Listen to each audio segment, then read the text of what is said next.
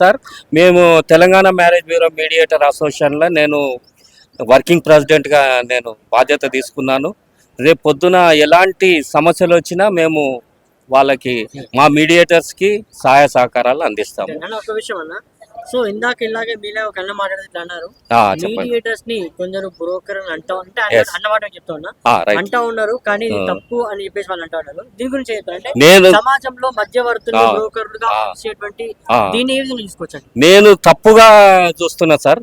మేము ఈ బ్రోకర్ అనే పదం అనేది డిక్షనరీలోనే లేదు, ఇది డిక్షనరీలో ఉంది కానీ సంబోధించడము చాలా తప్పు. మ్యారేజ్లు చేయడం ఎవరి బాధ్యత? ఒక అమ్మాయి కానీ అబ్బాయి కానీ పుట్టినప్పుడు తల్లిదండ్రులు చుట్టాలు, తల్లి చుట్టాలు, తండ్రి చుట్టాలు, మేనమామలు కలిసి సంబంధాలు చేయాల, వాళ్ళ బాధ్యత టోటల్ గా.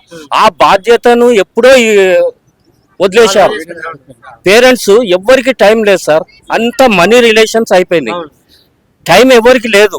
మా మీద డిపెండ్ అవుతున్నారు. ప్రతి ఇంట్లో ఒక అమ్మాయి కానీ అబ్బాయి కానీ ఉన్నారు. వాళ్ళు తల్లిదండ్రులు టైం కూడా కేటాయిస్తలేరు. తొందరగా మ్యారేజ్ చేయాలనేది వాళ్ళకు ఉద్దేశం లేదండి. 30+ 40+ అయిన వరకు కూడా వాళ్ళు పొడిగిస్తూ ఉన్నారు. దీనివల్ల సమాజంలో కూడా కొద్దిగా బ్యాలెన్స్ అనేది తగ్గించుకోవడానికి హెల్ప్ అవుతున్నారు.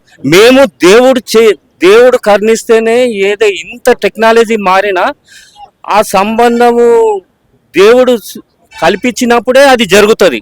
కానీ ప్రయత్నం మాత్రం మేము దేవుళ్ళలాగా అంతకంటే ఎక్కువ మేము ఒక్కోసారి నేనైతే టెంపుల్లో ఉండి కూడా ప్రార్థన చేసి పెళ్లిళ్ళు చేసినవి ఉన్నది. పాజిటివ్ యాటిట్యూడ్ తోని చేసినప్పుడు తప్పకుండా ఇదవుతుంది సార్. బ్రోకర్ అనే పదము ఎవ్వరు కూడా యూజ్ చేయొద్దు. అసలు దేవుడి తర్వాత దేవుళ్ళం మేము. తల్లి చుట్టాలు, తండ్రి చుట్టాలు, మేనమామలు చెయ్యని పని మేము చేస్తున్నాం. సమాజంలో వాళ్ళ బంధువులు కానీ స్నేహితులు కానీ ఎవ్వరు పట్టించుకుంటలేరండి. అటువంటి వృత్తిని మేము చేపట్టి ఒక పుణ్యకార్యం లాగా మేము మ్యారేజ్లు సెటిల్ చేస్తున్నాము. వాళ్ళకి టెన్షన్స్ లేకుండా ఒక మ్యారేజ్ ఇన్ టైంలో అవుతే 30 years లోపల జరిగిన సైంటిఫిక్గా కూడా బీపీ కానీ షుగర్ కానీ ఎనీ ప్రాబ్లం మెంటల్ టెన్షన్స్ వాళ్ళకు ఉండయి. వాళ్ళ గ్రోత్ పెరుగుతుంది, వాళ్ళ ఆరోగ్యము మానసికంగా శారీరకంగా బాగుంటారు. ఇంకో సమాజము ఉన్నతిగా జరుగుతుందండి. ఒక అమ్మాయి అబ్బాయి పుట్టడం అనేది చాలా ఇంపార్టెంట్ ఇది ఇష్యూ. దీన్ని మాత్రం చాలా సీరియస్గా తీసుకోవాలి. మాకు గుర్తింపు అనేది ఇవ్వాలి. దేవుడి తర్వాత మేము దేవుళ్ళం. మీరు గుర్తుపెట్టుకోండి, దేవుడి తర్వాత దేవుళ్ళం. మేము చేస్తున్నాం. డబ్బులు అంటారా, అది ఏమి ఇస్తారు ఏం లేదు, మేము ఏమి ఆశించము.